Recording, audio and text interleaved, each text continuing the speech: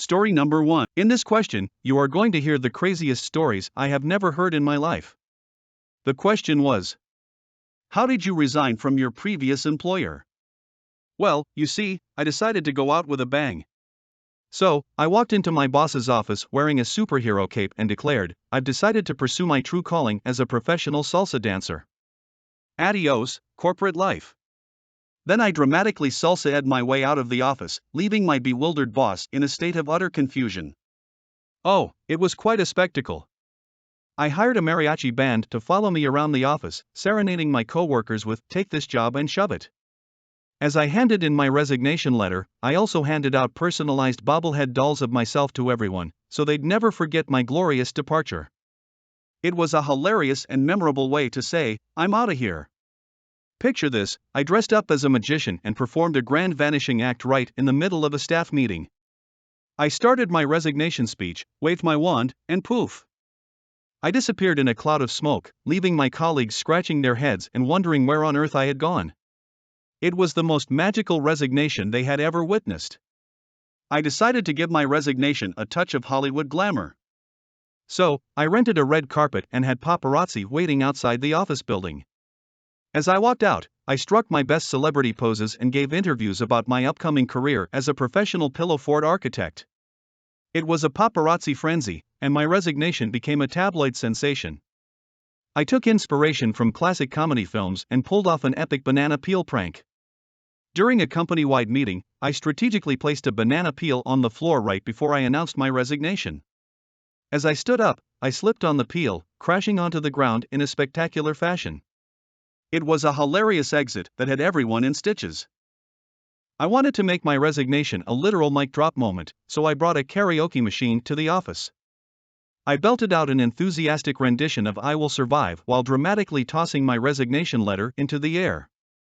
As the final notes faded, I dropped the microphone and exited the building, leaving my coworkers with a mixture of awe and amusement. I decided to go out with a splash, quite literally. I turned my resignation into a water park extravaganza. I rented a water slide, set up a makeshift pool in the office, and invited everyone for a day of fun. As I went down the slide, I handed my resignation letter to my boss, who was waiting at the bottom with a towel and a perplexed expression. It made quitting a truly refreshing experience. I'm a fan of classic pranks, so I orchestrated an epic fake resignation scheme. I sent out an email to the entire company, announcing my resignation and detailing my plans to join a traveling circus as a professional juggler. Little did they know, it was all an elaborate prank. When they discovered the truth, it was a mix of relief and amusement. I guess you could say I juggled their emotions quite well. I decided to channel my inner Shakespeare for my resignation. I stood on a desk in the middle of the office, reciting a dramatic monologue about my departure, complete with iambic pentameter and poetic flair. Story number 2. What do you do when your parents embarrass you in front of your boyfriend or girlfriend? Ha ha ha, let's see. Things you parents did or said when you came home with your boyfriend or girlfriends the first time. My mom greeted my boyfriend at the door with a giant, exaggerated wink and a conspiratorial whisper, "Good luck surviving our family." She then proceeded to give him a ridiculously detailed PowerPoint presentation on our family history, complete with embarrassing baby photos and anecdotes. The funny part was seeing my boyfriend try to stifle his laughter while my mom was obliviously serious. As my boyfriend walked through the door, my dad's face turned bright red, and he blurted out, "So, are you the one stealing my little princess away?" The awkward silence that followed felt like an eternity, as my boyfriend struggled to find the right response while my dad tried to recover from his unintentionally intimidating remark. When my girlfriend arrived, my dad thought it would be hilarious to dress up as a secret agent, complete with sunglasses and a fake earpiece. He greeted her with a deadpan expression and said, "I hope you understand that dating our child comes with a top-secret mission. Failure is not an option." My girlfriend and I burst out laughing, but I could tell she was also relieved that my dad was just playing around. My mom decided it was the perfect time to showcase her cooking skills and presented a 3-course meal that looked like it belonged in a high-end restaurant. Unfortunately, she accidentally burned the main course, and we all had to pretend it was delicious while trying not to choke on the charred remains. It created an awkward moment of forced enthusiasm as we struggled to find polite compliments for the less-than-stellar dish. As my boyfriend entered the living room, my mom greeted him with an impromptu game of 20 questions, firing off queries about his hobbies, life goals, and even his favorite color. She then handed him a scorecard and said, "Welcome to the interview round. Let's see if you can impress the judges." We all had a good laugh, and my boyfriend did a fantastic job answering all the questions. My dad, trying to break the ice, attempted a magic trick that involved pulling a rabbit out of a hat. However, he accidentally revealed the hidden pocket where he had stashed the rabbit beforehand. The awkward silence that followed was only broken by my boyfriend nervously asking, "Is the rabbit okay?" When my girlfriend came over, my mom decided to embarrass me by showing her our extensive collection of embarrassing childhood photos. Each picture was accompanied by a witty comment or embarrassing story. My girlfriend laughed so hard she had tears in her eyes, and I couldn't help but join in on the fun. My dad, trying to be funny, decided to give my boyfriend the talk right then and there. He launched into a lengthy, cringeworthy monologue about love, responsibility, and protection, while my boyfriend's face turned progressively redder. We all squirmed in our seats, desperately waiting for the awkward lecture to end. My mom immediately pulled out an old photo album and started showing my girlfriend pictures of all my exes, pretending she had mistaken her for one of them. My girlfriend played along, jokingly comparing herself to each ex and making hilarious comments about their fashion choices. It turned into a light-hearted roast session, with everyone laughing and enjoying the playful banter. As my girlfriend and I sat down on the couch, my dad, with an unintentionally serious expression, said, "Remember, young lady, my daughter is my little princess. If you break her heart, I have an entire toolbox and a vast knowledge of hiding places." The room fell silent. Story number 3. What is the most stupid thing you ever did when you heard weird sounds at night? The most stupid thing I ever did when I heard weird sounds at night was grabbing a kitchen utensil and attempting to investigate the source like a ghost hunting superhero. Needless to say, I ended up scaring myself more than anything else, imagining all sorts of supernatural creatures lurking in the darkness. I thought it would be a brilliant idea to confront the strange noises armed with nothing but a broomstick, convinced I could scare away any potential intruders. Turns out, I scared the living daylights out of my poor cat, who had accidentally knocked something over in the other room. I learned the hard way that sometimes the culprit is just a curious feline. I decided to take matters into my own hands and stealthily tiptoe towards the eerie sounds, armed with a flashlight and a wild imagination.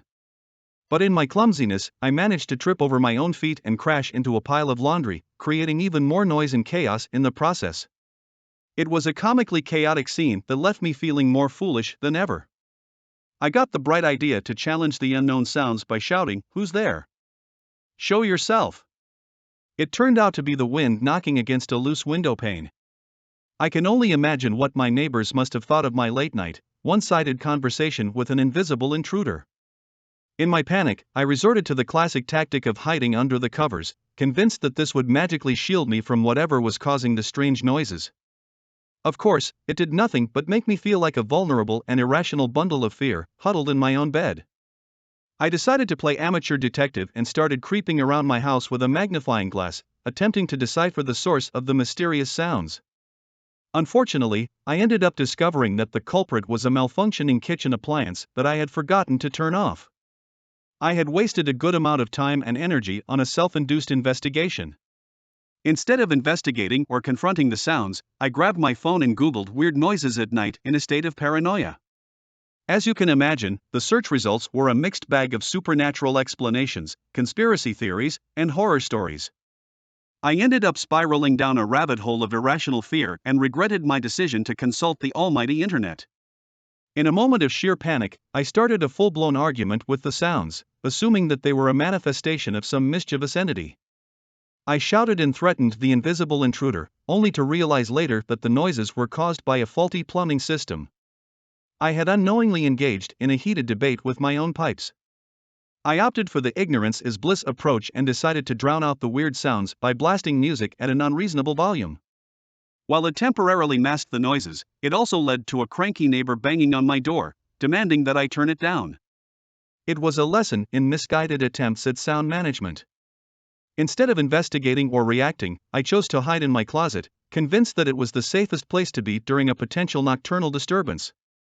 It wasn't until morning that I realized I had inadvertently fallen asleep amidst my shoes and old winter coats, feeling utterly ridiculous and cramped. Story number 4. If you could have 20 million, what would you do with the money? If I had 20 million, I would create a personal zoo and adopt a variety of exotic animals. I'd have lions lounging in my backyard, penguins waddling around my living room, and giraffes peeking into my bedroom window. It would be a wild and whimsical paradise, filled with unexpected encounters and daily adventures. With 20 million, I would build a spaceship-themed mansion that mimics the interior of a real spacecraft. Every room would have zero-gravity simulations, intergalactic artwork, and interactive control panels. I'd invite friends over for extraterrestrial parties and offer them zero-gravity dance lessons. It would be an out-of-this-world experience that defies the laws of gravity and ordinary living. I would commission a team of talented engineers to construct a massive, life-sized replica of a pirate ship in my backyard. Complete with cannons, crow's nests, and a working plank, it would be the ultimate vessel for epic pirate-themed parties. I'd even hire actors to portray pirates and engage in swashbuckling sword fights for entertainment. Matey. I'd use the 20 million to create a time-traveling hot air balloon. I'd take myself and a group of friends on thrilling adventures to various historical eras. We'd witness epic battles, meet famous figures, and maybe even rewrite a few chapters of history along the way. It would be a truly mind-bending and extraordinary journey through time. I would hire a team of scientists and build an underground labyrinth filled with hidden puzzles and secret passages.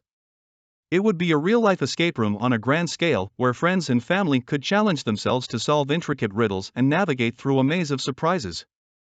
Whoever successfully escaped would be rewarded with a share of the 20 million. I'd buy my own private island and turn it into a theme park inspired by fantasy worlds. There would be castles, magical creatures, and enchanting landscapes at every turn. Visitors could ride on flying broomsticks, have tea with talking animals, and participate in epic quests.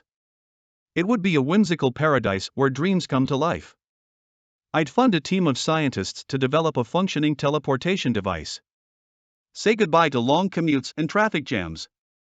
I'd zap myself and my friends to any destination in the blink of an eye. We could have breakfast in Paris, lunch in Tokyo, and dinner in New York all in a single day. It would be the ultimate shortcut to exploring the world. With 20 million, I would construct a colossal treehouse village, spanning several acres of lush forest. Each treehouse would have its own unique theme, from medieval castles to futuristic capsules. Friends and family could visit and immerse themselves in a world suspended among the treetops, creating unforgettable memories and enjoying the serenity of nature. I would organize an extravagant treasure hunt around the world, complete with cryptic clues and mind-bending challenges. Participants would embark on a globe-trotting adventure, solving riddles and following the trail to uncover hidden treasures. The ultimate prize? A share of the 20 million, of course. It would be the most exhilarating and rewarding scavenger hunt ever devised. I'd hire a team of expert chefs and create a floating restaurant on a luxurious yacht. The yacht would sail around the world, stopping at picturesque locations where guests could indulge in gourmet meals prepared by renowned culinary masters. It would be a gastronomic voyage, pairing exquisite cuisine with breathtaking views, creating a truly extraordinary dining experience. Story number 5. What is the craziest punishment your parents gave you that made you disciplined? When I was caught sneaking out past my curfew, my parents made me dress up as a giant chicken and stand at the end of our driveway, clucking loudly every time a car passed by. It was an absurd sight, and I quickly learned the importance of punctuality and respecting rules, lest I want to be mistaken for a farmyard fowl. One time, after I forgot to do my chores for the umpteenth time, my parents punished me by making me wear a sign that said, "Caution, serial chore neglector," and parading me around our neighborhood. The humiliation was enough to motivate me to become a responsible and diligent household contributor. When I accidentally broke a valuable family heirloom, my parents assigned me the task of writing a 10-page apology letter to the inanimate object. I had to address it as "Dear Precious Vase" and express my deepest regrets for my clumsiness. It was a silly punishment, but it taught me the importance of being careful and valuing sentimental possessions. As a punishment for constantly leaving my dirty laundry on the floor, my parents decided to turn my room into a laundry museum. They hung up every piece of unwashed clothing, labeled them with dates, and invited family and friends to tour the exhibit. It was a hilarious and embarrassing reminder to keep my room tidy. When I lied about finishing my homework, my parents had me write an essay about the history of lying, complete with footnotes and a bibliography. Little did they know, I ended up using my newfound research skills to become an expert on honesty and integrity, proving that sometimes even the silliest punishments can have unintended educational benefits. In an attempt to teach me the value of money, my parents made me wear a suit made entirely out of dollar bills for an entire day. Every time I needed something, I had to peel off a bill and hand it to them. Walking around as a human ATM was a peculiar experience, but it certainly made me appreciate the importance of financial responsibility. When I refused to eat my vegetables, my parents decided to turn dinner into a theatrical performance. They dressed up as vegetables and put on a play called The Adventures of Broccoli Boy and Carrot Girl. It was a hilarious production, complete with bad puns and veggie-themed songs. The creativity and effort they put into it eventually convinced me to give vegetables another chance. After I consistently left the lights on in every room, my parents created a light patrol squad.